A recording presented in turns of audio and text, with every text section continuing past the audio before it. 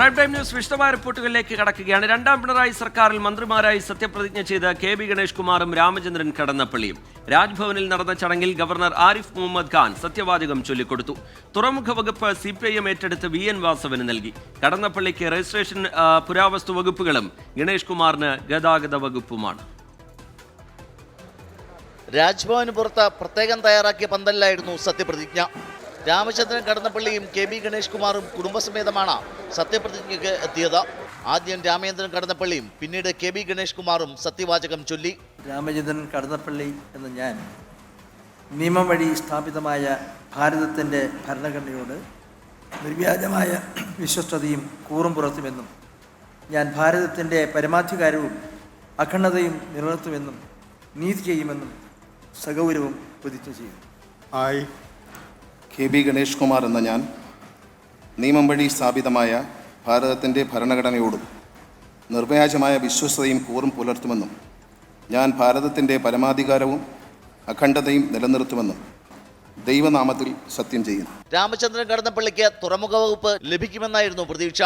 എന്നാൽ തുറമുഖ വകുപ്പ് CPIM ഏറ്റെടുത്തു. കടന്നപ്പള്ളിക്ക് രജിസ്ട്രേഷൻ പുരാവസ്തു മ്യൂസിയം വകുപ്പുകളാണ് നൽകിയത്. വിഴിഞ്ഞം പദ്ധതി വാണിജ്യാടിസ്ഥാനത്തിൽ കമ്മീഷൻ ചെയ്യാനിരിക്കെയാണ് വകുപ്പ് മാറ്റം. VN വാസവന് സഹകരണത്തിന് പുറമെ തുറമുഖ വകുപ്പ് നൽകി. കെ.ബി. ഗണേഷ് കുമാറിന് ഗതാഗത വകുപ്പ് നൽകി. വകുപ്പ് ഏതായാലും നീതി പുലർത്തുമെന്ന രാമചന്ദ്രൻ കടന്നപ്പള്ളി.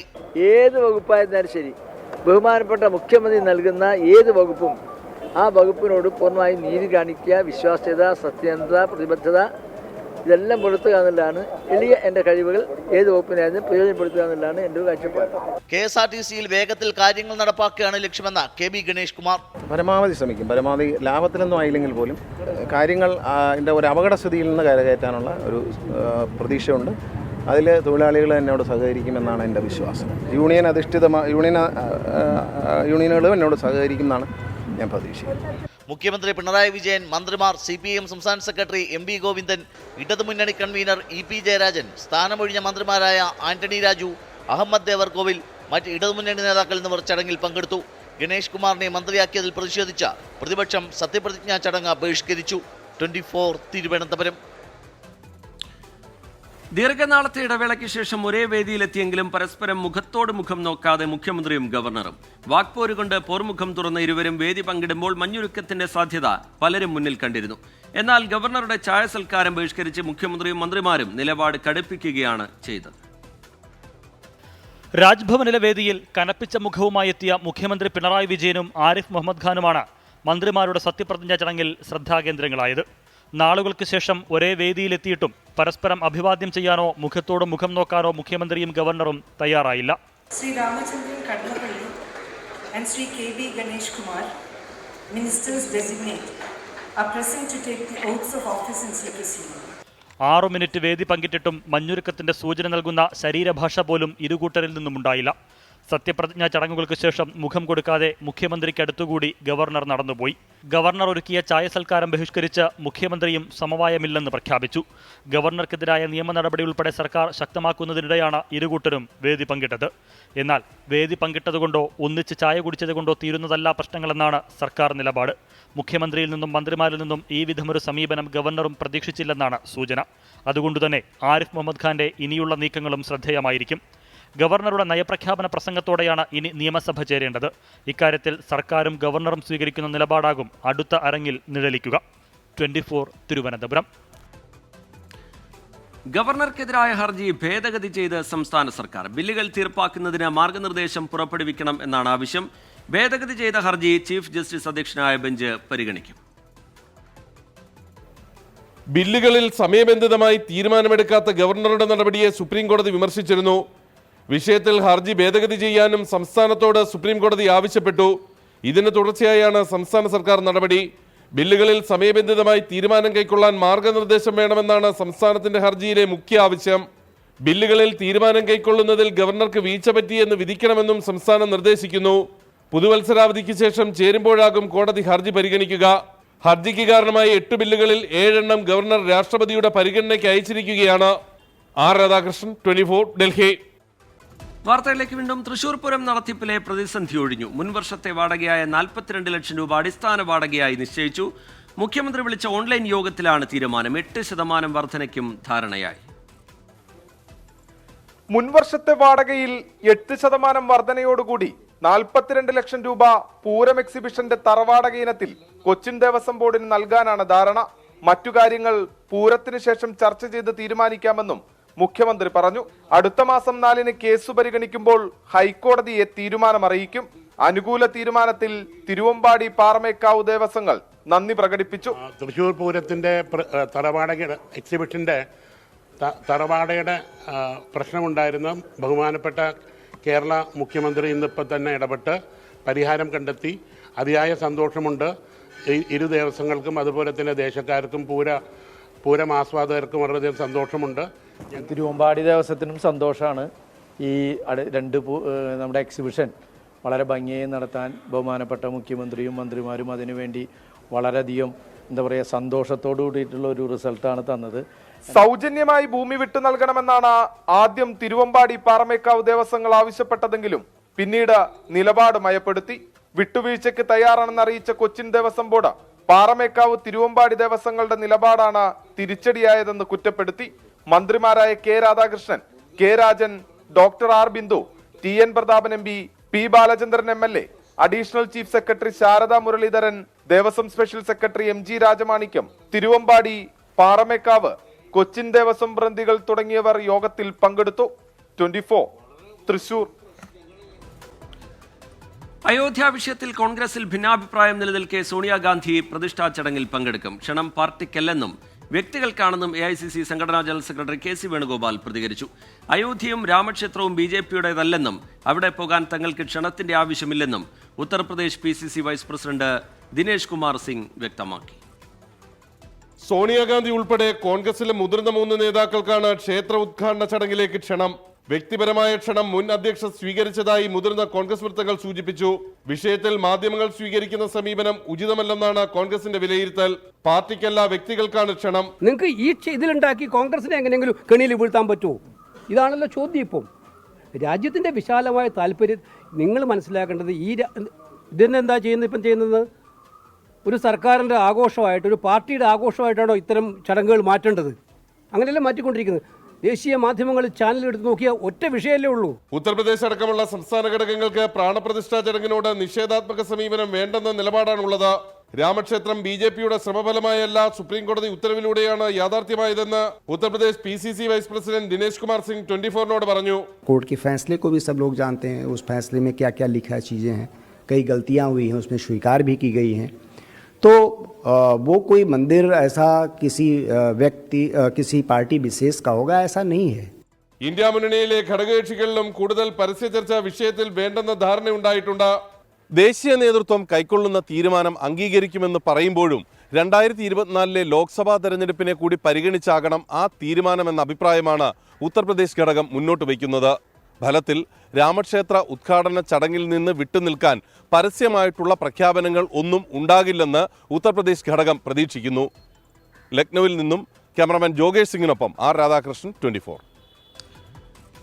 രാമക്ഷേത്ര പ്രതിഷ്ഠാ ചടങ്ങിൽ BJP രാഷ്ട്രീയ മുതലെടുപ്പ് നടത്തുന്നത് തിരിച്ചറിയണമെന്ന് മുസ്ലിം ലീഗ്. പരിപാടിയിൽ പങ്കെടുക്കണോ വേണ്ടയോ എന്ന് കോൺഗ്രസിന് തീരുമാനിക്കാമെന്ന് ദേശീയ ജനറൽ സെക്രട്ടറി PK കുഞ്ഞാലിക്കുട്ടി പറഞ്ഞു. മുസ്ലിം ലീഗ് വിശ്വാസികൾക്കൊപ്പമാണെന്ന് പാണക്കാട് സാദിഖ് അലി ശിഹാബ് തങ്ങളും വ്യക്തമാക്കി.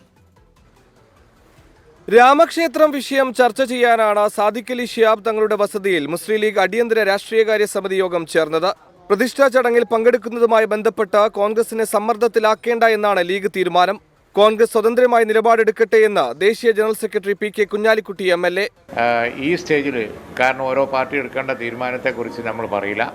അത് അവർക്കൊക്കെ ഇപ്പോൾ കോൺഗ്രസ് ആണെങ്കിൽ കോൺഗ്രസിനകത്ത് തീരുമാനം എടുക്കാനുള്ള നേതൃത്വമുണ്ട്. അതിൻ്റേതായ പ്രശ്നങ്ങളും കാര്യങ്ങളൊക്കെ ദേശീയ തലത്തിൽ അവർക്ക് വിലയിരുത്തേണ്ടി വരും. അവരവരുടെ സ്വതന്ത്രമായ തീരുമാനം എടുക്കട്ടെ. ആരാധനാലയങ്ങൾ വിശ്വാസത്തിന്റെ ഭാഗമാണ്. രാമക്ഷേത്രം BJP രാഷ്ട്രീയ മുതലെടുപ്പിന് ശ്രമിക്കുകയാണ്. വിശ്വാസികൾക്കൊപ്പമാണ് മുസ്ലിം ലീഗ് എന്ന് സംസ്ഥാന അധ്യക്ഷൻ പാണക്കാട് സാദിഖ് അലി ശിഹാബ് തങ്ങൾ. ആരാധനാലയങ്ങൾ അതെല്ലാവർക്കും വിശ്വാസികളുടെ വിശ്വാസത്തിൻ്റെ ഭാഗമാണ്. മുസ്ലിങ്ങൾക്ക് പള്ളി എന്ന പോലെ ഹൈന്ദവ സമൂഹത്തിന് ക്ഷേത്രങ്ങൾ, ക്രൈസ്തവ സമൂഹത്തിന് ചർച്ചുകൾ, ഗുരുദ്വാരകൾ, സിഖുകാർക്ക് അങ്ങനെ ഓരോ വിഭാഗത്തിനും അവരുടെ ആരാധനാലയങ്ങൾ സുപ്രധാനമാണ്, പുണ്യമാണ്. അപ്പോൾ ആ നിലക്ക് മുസ്ലിങ്ങളും വിശ്വാസികളോടൊപ്പമാണ്, ആ വിഷയത്തിൽ വിശ്വാസികളോടൊപ്പമാണ്. മുന്നണിയിലെ പാർട്ടികൾ തീരുമാനമെടുത്ത ശേഷം ആവശ്യമെങ്കിൽ വിഷയം ചർച്ച ചെയ്യാമെന്നാണ് ലീഗ് നിലപാട്. 24 മലപ്പുറം. അയോധ്യ വിഷയത്തിലെ കോൺഗ്രസ് സമീപനം രാഷ്ട്രീയ പാപ്പരത്വം വ്യക്തമാക്കുന്നതാണെന്ന് CPIM സംസ്ഥാന സെക്രട്ടറി MV ഗോവിന്ദൻ. സർക്കാരിന്റെ പിന്തുണയോടെ ക്ഷേത്രം പണിയുന്നത് മതനിരപേക്ഷ രാഷ്ട്രത്തിന് യോജിച്ചതല്ലെന്നും MV ഗോവിന്ദൻ പറഞ്ഞു.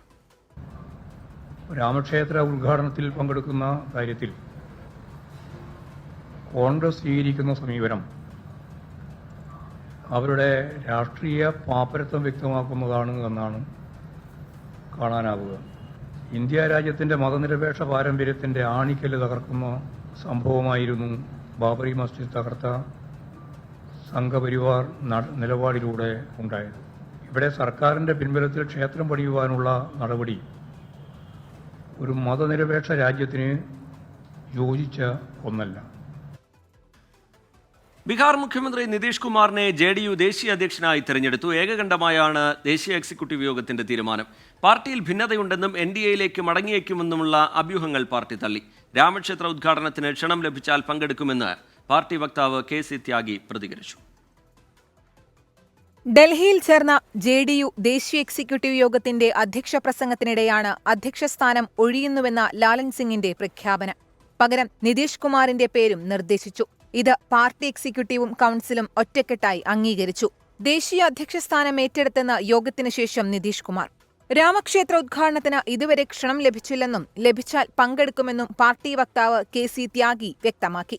ജനതാദൾ यू को मजबूत करना, इंडिया को मजबूत करना और सीटों की शेयरिंग बिहार के अलावा अन्य राज्यों में भी स्थान मिले, उसकी रणनीति तैयार की. ലാലൻ സിംഗ് അധ്യക്ഷ സ്ഥാനത്ത് നിന്ന് മാറുന്നത് NDAയിലേക്ക് മടങ്ങാനുള്ള JDU നീക്കത്തിന്റെ ഭാഗമായാണെന്നും അഭ്യൂഹങ്ങളുണ്ട്. എന്നാൽ നേതൃത്വം ഇത് തള്ളുകയാണ്. നിതീഷ് അധ്യക്ഷ സ്ഥാനത്തേക്ക് വരുന്നത് ഇന്ത്യ സഖ്യത്തിന്റെ കെട്ടുറപ്പിനും പാർട്ടിക്കും ഗുണം ചെയ്യുമെന്നാണ് നേതൃത്വത്തിന്റെ വിശദീകരണം. 24 ഡൽഹി.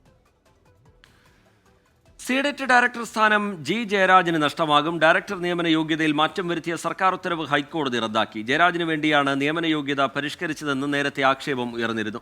വിദ്യാഭ്യാസം, സയൻസ്, മാസ് കമ്മ്യൂണിക്കേഷൻ മേഖലകളിൽ മികവ് തെളിയിച്ചവരെ നിയമിക്കാം എന്നായിരുന്നു മുൻ ശുപാർശ. ഇതിൽ മാറ്റം വരുത്തിയാണ് സർവീസിൽ നിന്ന് വിരമിച്ചവരെയും നിയമിക്കാമെന്ന വ്യവസ്ഥ കൊണ്ടുവന്നത്. CPIM നേതാവ് TN സീമയുടെ ഭർത്താവാണ് G ജയരാജ്.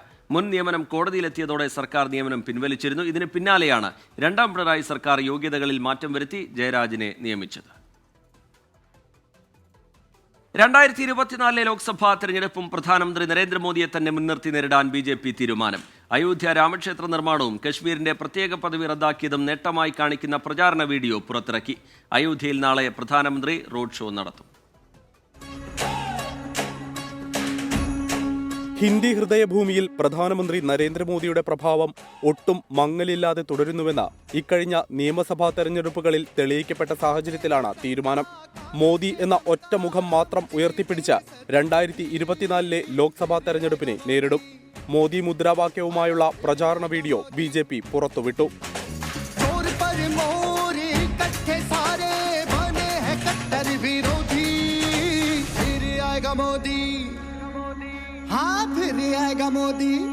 കശ്മീരിന്റെ പ്രത്യേക പദവി റദ്ദാക്കിയതും ഭരണനേട്ടങ്ങളും ജനകീയ പദ്ധതികളും വിവരിക്കുന്നതാണ് വീഡിയോ. അയോധ്യ രാമക്ഷേത്രം തന്നെയാകും പ്രധാന പ്രചാരണ മുദ്രാവാക്യമെന്നും വീഡിയോ വ്യക്തമാക്കുന്നു. നാളെ അയോധ്യയിലെ പ്രധാനമന്ത്രിയുടെ റോഡ് ഷോയോടെ ലോക്സഭാ തെരഞ്ഞെടുപ്പ് പ്രചാരണത്തിന് കൂടിയാകും തുടക്കം കുറിക്കുക. അയോധ്യയിൽ രാമക്ഷേത്രത്തിന്റെ മാതൃകയിൽ നിർമ്മിച്ച വിമാനത്താവളം പ്രധാനമന്ത്രി നാളെ ഉദ്ഘാടനം ചെയ്യും. 1450 കോടി രൂപ ചെലവിട്ടാണ് വാത്മീകി മഹർഷിയുടെ പേര് നൽകിയ വിമാനത്താവളത്തിന്റെ 1ാം ഘട്ടം പൂർത്തിയാക്കിയത്. അയോധ്യാധാം എന്ന് പുനർനാമകരണം ചെയ്ത റെയിൽവേ സ്റ്റേഷന്റെ പുതിയ കെട്ടിടവും പ്രധാനമന്ത്രി ഉദ്ഘാടനം ചെയ്യും. 24 ഡൽഹി. രാഹുൽ ഗാന്ധി വീണ്ടും മത്സരിക്കാനെത്തിയാൽ വയനാട് സീറ്റ് BDJSൽ നിന്ന് ഏറ്റെടുക്കാൻ BJPയിൽ ധാരണ. ഏറ്റവും ശക്തനായ സ്ഥാനാർത്ഥിയെ തന്നെ മത്സരിപ്പിക്കും. ഇതിലൂടെ NDA ഇന്ത്യ മുന്നണി നേർക്കുനേർ എന്ന പ്രതീതി സൃഷ്ടിക്കാനാണ് BJPയുടെ നീക്കം. BJP സംസ്ഥാന കാര്യാലയമായ മാരാർജി ഭവൻ ഫെബ്രുവരി 12-ന് കേന്ദ്ര ആഭ്യന്തരമന്ത്രി അമിത്ഷാ ഉദ്ഘാടനം ചെയ്യും. ജനുവരി ആദ്യവാരത്തോടെ ലോക്സഭാ തെരഞ്ഞെടുപ്പ് ഒരുക്കങ്ങളിലേക്ക് കടക്കാൻ BJP സംസ്ഥാന ഭാരവാഹി യോഗം തീരുമാനിച്ചു. സ്ഥാനാർത്ഥി നിർണയ ചർച്ചകളടക്കം ആരംഭിക്കും. വയനാട് രാഹുൽ ഗാന്ധി മത്സരിക്കുമെങ്കിൽ BDJSൽ നിന്ന് BJP സീറ്റ് ഏറ്റെടുക്കും. ഇതിലൂടെ ഇന്ത്യ മുന്നണിക്കെതിരായ പ്രചാരണം ശക്തമാക്കാനാണ് ലക്ഷ്യമിടുന്നത്. രാഹുൽ ഗാന്ധിയും സീതാറാം യെച്ചൂരിയും ഒന്നിച്ചു നിൽക്കുന്ന ചിത്രം ബൂത്ത് തലം വരെ പ്രചരിപ്പിച്ച് UDF-നെയും LDF-നെയും പ്രതിരോധത്തിലാക്കാനും നീക്കം നടത്തും. കേരളത്തിൽ നിന്നുള്ള 20 MPമാർക്കെതിരെയും പ്രാദേശിക തലത്തിലടക്കം സമരം ആരംഭിക്കാനും കഴിഞ്ഞ ദിവസം തൃശൂരിൽ ചേർന്ന ഭാരവാഹി യോഗം തീരുമാനിച്ചു. ജനുവരി ആദ്യവാരം മുതൽ ലോക്സഭാ തെരഞ്ഞെടുപ്പ് മാനേജ്മെന്റ് കമ്മിറ്റി പ്രവർത്തനം ആരംഭിക്കും. നിയമസഭാ മണ്ഡലാടിസ്ഥാനത്തിൽ പുതിയ വോട്ടർമാരുടെ സമ്മേളനം ജനുവരി 24 സംഘടിപ്പിക്കും.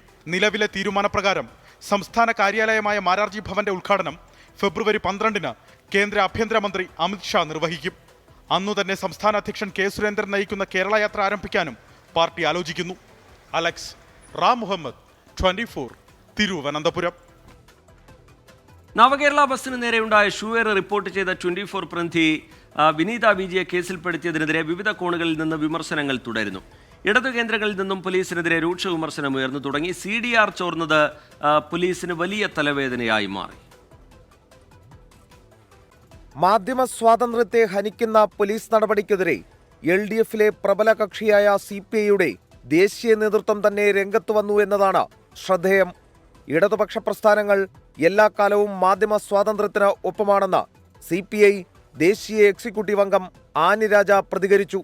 വിനീതയുടെ കാര്യത്തിലും മറിച്ചൊരു നിലപാടില്ലെന്ന് ആനി രാജ. മാധ്യമ സ്വാതന്ത്ര്യത്തെ അങ്ങേയറ്റം വിലമതിക്കുന്ന പാർട്ടികളായതുകൊണ്ട് കേരളത്തിലെ ഇടതുപക്ഷ ജനാധിപത്യ മുന്നണിയുടെ ഗവൺമെൻറ് ഇക്കാര്യത്തിൽ ആ നിലപാട് തന്നെ എടുക്കുമെന്നാണ് ഞാൻ പ്രതീക്ഷിക്കുന്നത്. പക്ഷേ ഞാൻ വിശ്വസിക്കുന്നത് ഇടതുപക്ഷ ജനാധിപത്യ മുന്നണി ആ മുന്നണി മാധ്യമ സ്വാതന്ത്ര്യത്തിന് അങ്ങേയറ്റം അതിനെ ബഹുമാനിക്കുന്നത് കൊണ്ട് ആ രീതിയിൽ ഈ വിഷയത്തിൽ ഇടപെടുമെന്ന് തന്നെയാണ് ഞാൻ കരുതുന്നത്.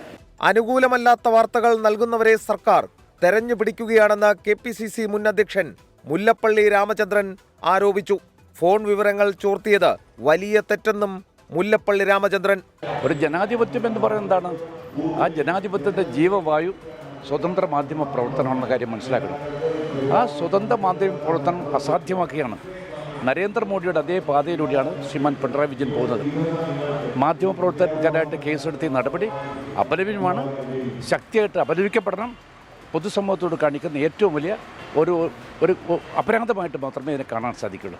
മാധ്യമപ്രവർത്തകയും KSU പ്രവർത്തകരും തമ്മിലുള്ള കോൾ ഡീറ്റെയിൽസ് സൈബർ ഇടങ്ങളിൽ എത്തിയതിന് പിന്നിൽ പോലീസ് സഹായം ഉണ്ടെന്നാണ് ആക്ഷേപം. 24 കൊച്ചി. കൊച്ചിൻ കാർണിവലിന്റെ ഭാഗമായി നാടകകലാ സമിതി അവതരിപ്പിക്കാനിരുന്ന ഗവർണറും തൊപ്പിയും എന്ന നാടകത്തിന് വിലക്ക്. ഭരണഘടനാ പദവിയിലുള്ള പേരുകൾ ഉപയോഗിച്ചെന്ന് കാണിച്ച് BJP നൽകിയ പരാതിയിലാണ് ഫോർട്ട് കൊച്ചി സബ് കളക്ടറുടെ ഉത്തരവ്. വിലക്കിനെതിരെ നാടക പ്രവർത്തകരും DYFIയും പ്രതിഷേധവുമായി രംഗത്തെത്തി. വെളി ഗ്രൗണ്ടിൽ പാപ്പാഞ്ഞിയെ കത്തിക്കുന്നതും തടഞ്ഞു. നാടകകലാ സമിതിയുടെ പോഷക സംഘടനയായ കാപ്പിരിക്കൊട്ടകയാണ് ഫോർട്ട് കൊച്ചി പള്ളത്ത് രാമൻ ഗ്രൗണ്ടിൽ നാടകം അവതരിപ്പിക്കാനിരുന്നത്. BJP മട്ടാഞ്ചേരി മണ്ഡലം കമ്മിറ്റി നൽകിയ പരാതിയിലാണ് fort Kochi sub collector K മീരയുടെ നടപടി. ഗവർണറും തൊപ്പിയും എന്ന നാടകത്തിൽ നിന്ന് ഗവർണർ എന്ന പേര് നീക്കണമെന്നും കേന്ദ്ര സംസ്ഥാന സർക്കാരുകളെ അവഹേളിക്കുന്ന പരാമർശങ്ങളും ഭരണഘടനാ പദവിയിലിരിക്കുന്നവരെ അനുകരിക്കുന്ന വേഷവിധാനങ്ങളും ഒഴിവാക്കണമെന്നും ഉത്തരവിലുണ്ട്. ജർമ്മൻ കവിയും നാടകകൃത്തുമായ ഫ്രെഡറിക് ഷെല്ലറുടെ വില്യം ടെൽ എന്ന നാടകത്തിന്റെ മലയാള ആവിഷ്കരണമാണ് നാടകമെന്നാണ് സംഘാടകരുടെ വാദം. സത്യത്തിൽ ഇവിടുത്തെ ഗവർണറുമായിട്ട് ആ ഒരു ബന്ധമില്ല. ഇത് ശരിക്ക് ജർമ്മൻ നോവലാണ്. ഒപ്പേറ, അതായത് വില്യം ടെൽ എന്ന് പറഞ്ഞിരിക്കുന്ന ജർമ്മൻ ഒപ്പേറ എന്ന ഒപ്പേറയിലെ ഒരു ചെറിയൊരു ഏടെടുത്തിട്ടാണ് അതിനെ ആസ്പദമാക്കി ഞാൻ ഗവർണറും തൊപ്പിയും എന്ന് പറഞ്ഞിരിക്കുന്ന നാടകം എഴുതിയത്. കൊച്ചിൻ കാർണിവലിന്റെ ഭാഗമായി വെളി ഗ്രൗണ്ടിൽ സ്ഥാപിച്ചിരുന്ന പാപ്പാഞ്ഞിയെ കത്തിക്കുന്നതും വിലക്കിയിട്ടുണ്ട്.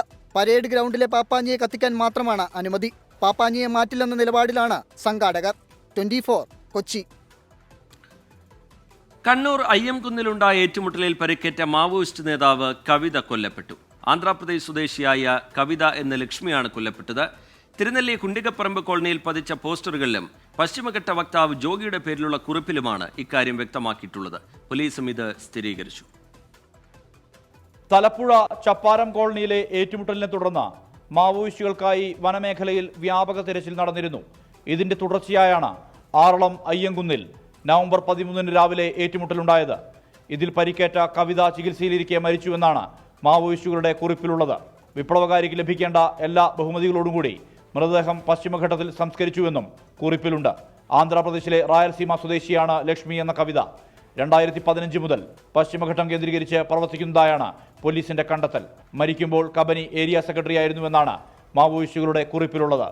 കഴിഞ്ഞ ഒരു മാസത്തിനുള്ളിൽ 4 തവണ പോലീസ് ആക്രമണം നടന്നെന്നും ലോക്സഭാ തെരഞ്ഞെടുപ്പിന് മുമ്പ് മാവോയിസ്റ്റുകളെ തുടച്ചു നീക്കാനുള്ള കേന്ദ്ര സർക്കാർ പദ്ധതിക്ക് സംസ്ഥാന സർക്കാർ കൂട്ടുനിൽക്കുകയാണെന്നുള്ള ആക്ഷേപങ്ങളും കുറിപ്പിലുണ്ട്.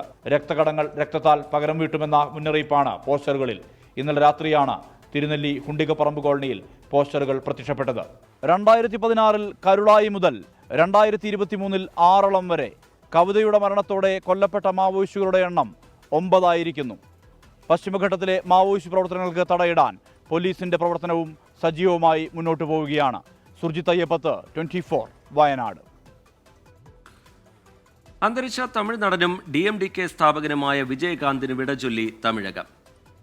കോയമ്പേട് DMDK ആസ്ഥാനത്തായിരുന്നു സംസ്കാരം. മുഖ്യമന്ത്രി MK സ്റ്റാലിൻ ഉൾപ്പെടെ പ്രമുഖർ സംസ്കാര ചടങ്ങിന് എത്തി.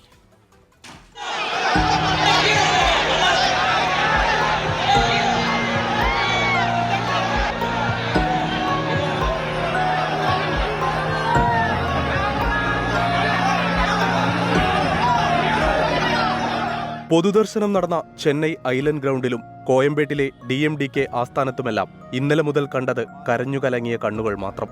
സൂപ്പർ സ്റ്റാറും നേതാവുമായ പുരൈച്ചി കലൈഞ്ചറുടെ വിയോഗം താങ്ങാൻ ഇനിയും ആരാധകർക്ക് സാധിച്ചിട്ടില്ല. സാധാരണക്കാരനോടൊപ്പം എന്നും നടന്ന വിജയകാന്തിനെ ഒരു നോക്ക് കാണാൻ തമിഴ്നാട്ടിന് പുറത്തുനിന്നും ആയിരങ്ങളെത്തി.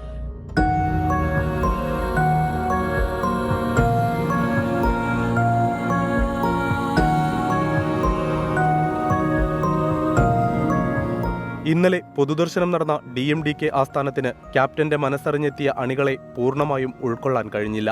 പിന്നീട് ഇന്നു പുലർച്ചെ മുതൽ ഐലൻഡ് ഗ്രൗണ്ടിൽ പൊതുദർശനം. അവിടേക്കും ഒഴുകിയെത്തി പതിനായിരങ്ങൾ. ഉച്ചയ്ക്ക് 1 മണിക്ക് തീരുമാനിച്ച വിലാപയാത്ര തുടങ്ങിയത് 2:30. അപ്പോഴും ക്യാപ്റ്റനെ അവസാനമായി ഒരു നോക്ക് കാണാനെത്തിയ മനുഷ്യർ വരിയിൽ ബാക്കിയായി. ആരാധകർ തിങ്ങി നിറഞ്ഞ ചെന്നൈ നഗരത്തിലൂടെ വിലാപയാത്ര നീങ്ങിയത് വളരെ പതുക്കെ.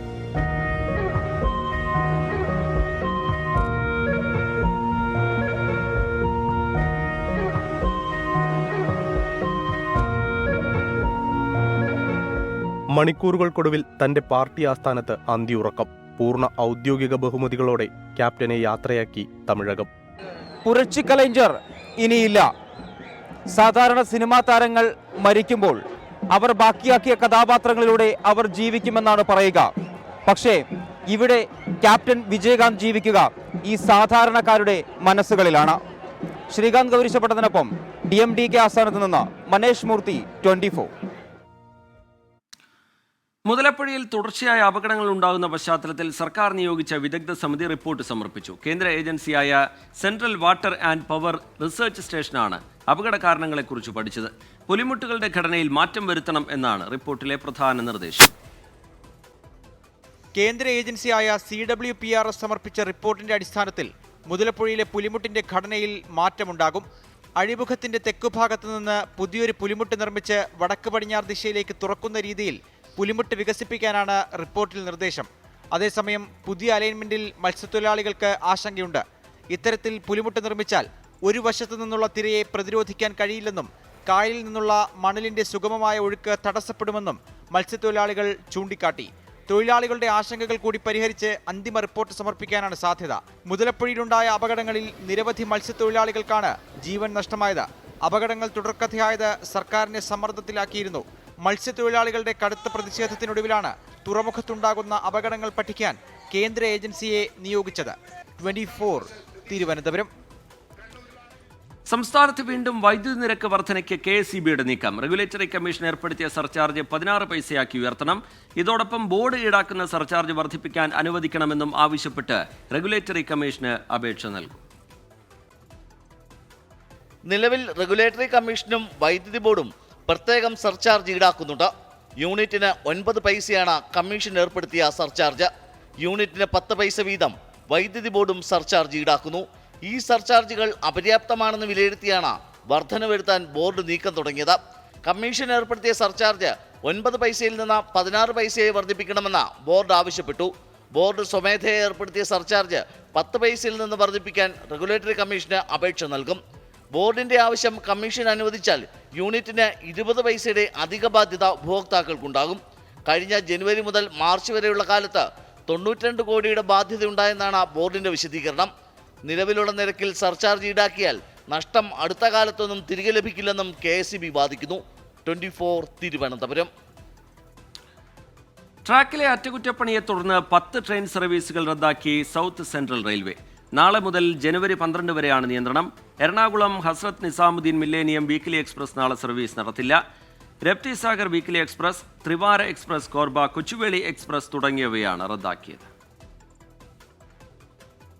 വാർത്തയിലേക്ക് വീണ്ടും. എറണാകുളം അങ്കമാലി അതിരൂപതയിലെ കുർബാന തർക്കത്തിലായവില്ല. സിനഡ് കുർബാന അർപ്പിച്ച വൈദികരെ ആക്രമിച്ച സംഭവത്തിൽ നടപടിയെടുക്കണമെന്നാവശ്യപ്പെട്ട് ഔദ്യോഗിക വിഭാഗം ബിഷപ്പ് ഹൗസിൽ പ്രതിഷേധിച്ചു. സിനഡ് നിർദ്ദേശം മറികടന്ന് ചില വൈദികർ ഏകീകൃത കുർബാന തടസ്സപ്പെടുത്താൻ ശ്രമിക്കുന്നതായും ഔദ്യോഗിക വിഭാഗം ആരോപിച്ചു. വനവികസന പ്രവർത്തനങ്ങൾക്ക് മാത്രം ചിലവാക്കാൻ അനുമതിയുള്ള പണം, ഇതിൽ നിന്നാണ് വനം വകുപ്പ് മറ്റാവശ്യങ്ങൾക്കായി തുക ചിലവഴിച്ചിരിക്കുന്നത്. എറണാകുളം അങ്കമാലി അതിരൂപതയ്ക്ക് കീഴിലെ പള്ളികളിൽ ക്രിസ്മസിനു ശേഷം ഏകീകൃത കുർബാന മാത്രമേ നടത്താവൂ എന്നായിരുന്നു മാർപ്പാപ്പയുടെ നിർദ്ദേശം. എന്നാൽ ക്രിസ്മസ് ദിനത്തിലൊഴികെ ഭൂരിഭാഗം പള്ളികളിലും ജനാഭിമുഖ കുർബാനയാണ് നടത്തിയത്. സിനഡ് നിർദ്ദേശമനുസരിച്ച് കുർബാനയർപ്പിച്ച പല പള്ളികളിലും സംഘർഷമുണ്ടായി. വൈദികരെ പൂട്ടിയിടുകയും കയ്യേറ്റം ചെയ്യുകയും ചെയ്തു. ഇതിൽ പ്രതിഷേധിച്ചാണ് സിനഡ് അനുകൂല വിഭാഗം അതിരൂപത ആസ്ഥാനമായ ബിഷപ്പ് ഹൌസിലേക്ക് എത്തിയത്. അപ്പോസ്തലിക് അഡ്മിനിസ്ട്രേറ്റർ ബോസ്കോ പുത്തൂരിനെ കണ്ട പ്രതിഷേധക്കാർ അക്രമം നടത്തിയ മറുവിഭാഗത്തിനെതിരെ നടപടി വേണമെന്നാവശ്യപ്പെട്ടു.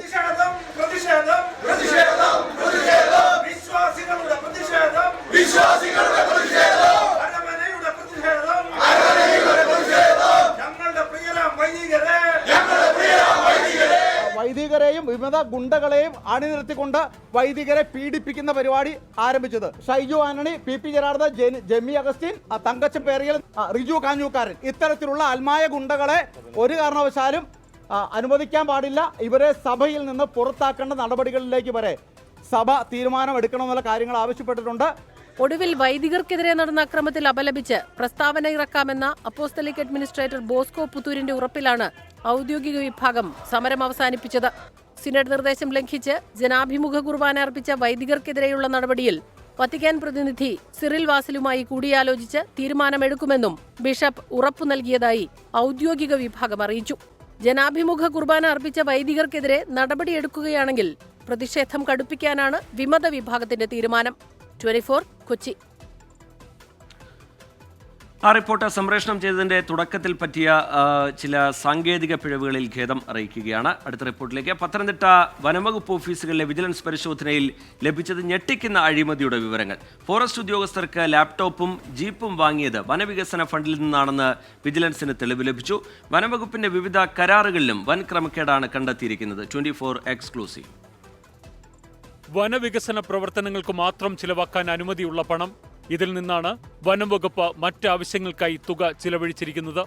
ഉദ്യോഗസ്ഥർക്ക് സഞ്ചരിക്കാൻ ബൊലേറോ ജീപ്പും ലാപ്ടോപ്പും വാങ്ങിച്ചതുൾപ്പെടെ ഈ ഫണ്ടിൽ നിന്നാണ്.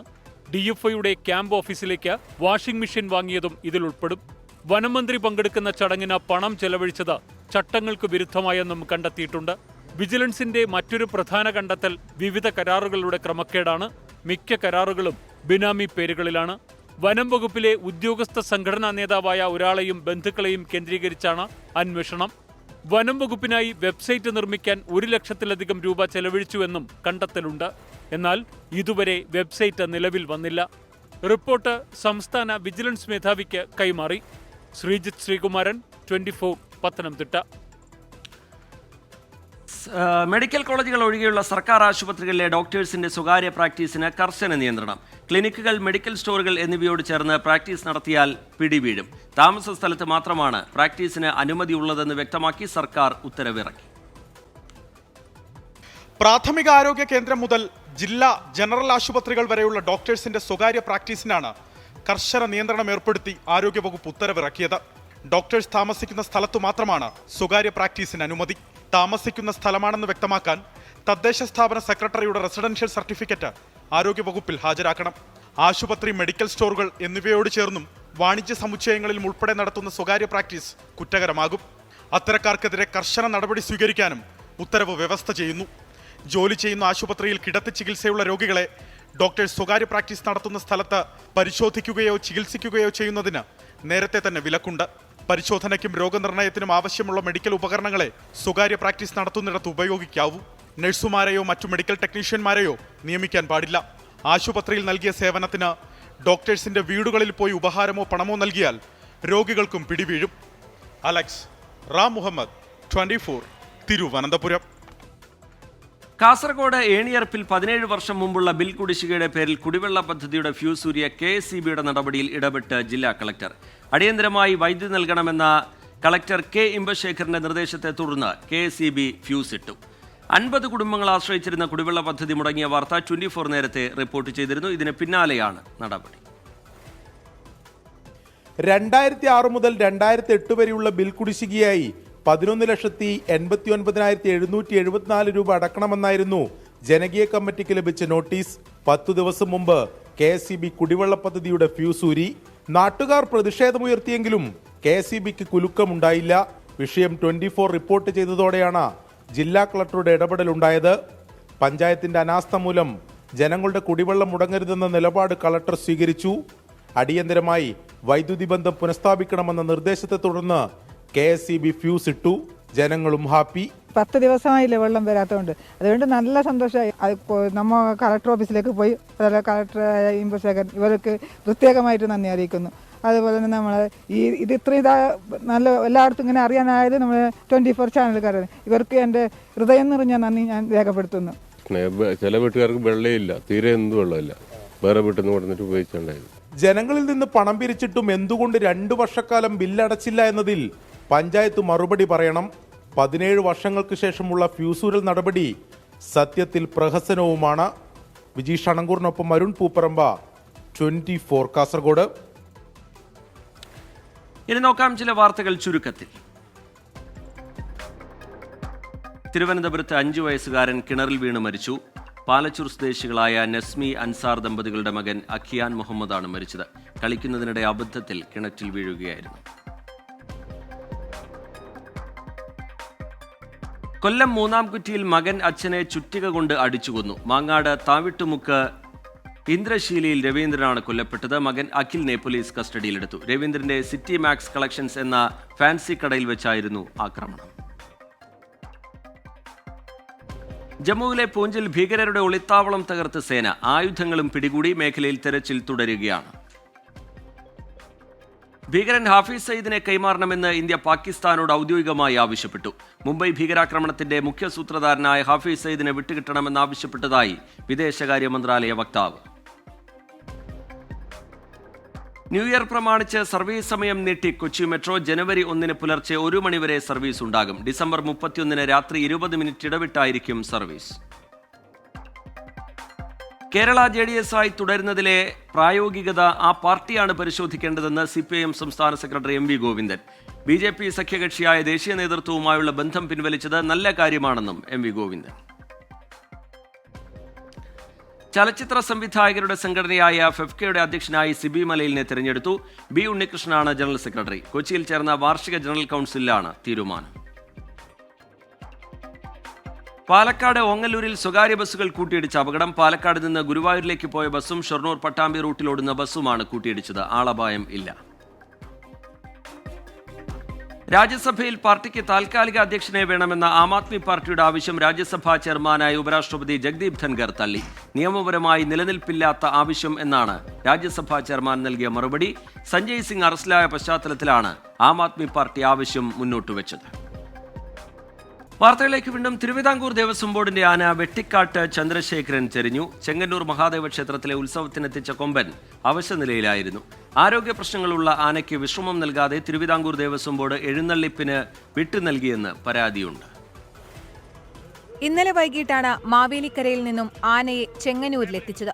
അപ്പോൾ മുതൽ അവശനായിരുന്നു ആന. ഇന്ന് രാവിലെ എഴുന്നേൽപ്പിക്കാൻ പാപ്പാന്മാർ പലതവണ നോക്കിയിട്ടും നടന്നില്ല. തുടർന്ന് കപ്പിയും കയറും ഉപയോഗിച്ചും ക്രെയിൻ ഉപയോഗിച്ചും ഉയർത്താൻ ശ്രമിച്ചെങ്കിലും വിജയിച്ചില്ല. ഏകദേശം ഇവർ പറയുന്നതാണെങ്കിൽ കഴിഞ്ഞ മാസം തന്നെ നവംബറിൽ ബുധനാപുരത്ത് കൊണ്ടുവന്നപ്പോൾ ഇതേപോലെ തന്നെ കുഴഞ്ഞു വീണ. അതിനൊന്നാമത് വായിൽ പല്ലുമില്ല. അതിന് കൊടുക്കുന്നത് വാഴപ്പിണ്ടി, പയറ്, അവല് എന്നൊക്കെയാണ് കൊടുക്കുന്നതെന്ന് പറഞ്ഞത്. ഇത്ര ശാരീരികമായി വീക്കുള്ള ആനയ്ക്ക് ഹെൽത്ത് സർട്ടിഫിക്കറ്റ് കൊടുത്തേക്കുന്ന ഡോക്ടർ അരവിന്ദ് എന്ന് പറഞ്ഞ കക്ഷിയാണ്. ഇത് കാണിച്ചിരിക്കുന്ന ആനിമൽ ക്രൂവൽറ്റിയാണിത്. ദേവസ്വം ബോർഡ് ഇതിനകത്ത് തികഞ്ഞ ഉദാസീനതയെ കാണിക്കുന്നത്. കൊല്ലം ജില്ലയിലെ മൈനാഗപ്പള്ളിയിലെ വെട്ടിക്കാട് ക്ഷേത്രത്തിൽ വർഷങ്ങൾക്ക് മുൻപ് നാട്ടുകാർ നടക്കിരുത്തിയതാണ് ചന്ദ്രശേഖരനെ. 57 വയസ്സുണ്ട്. കഴിഞ്ഞ കുറേ നാളുകളായി ആരോഗ്യ പ്രശ്നങ്ങളുണ്ടായിരുന്നു. തിരുവിതാംകൂർ ദേവസ്വം ബോർഡ് ആനയ്ക്ക് മതിയായ പരിചരണം നൽകിയില്ലെന്ന് പരാതിയുണ്ട്. 24 ആലപ്പുഴ. പ്രൈം ടൈം ന്യൂസ് പൂർത്തിയാവുകയാണ്. നമസ്കാരം.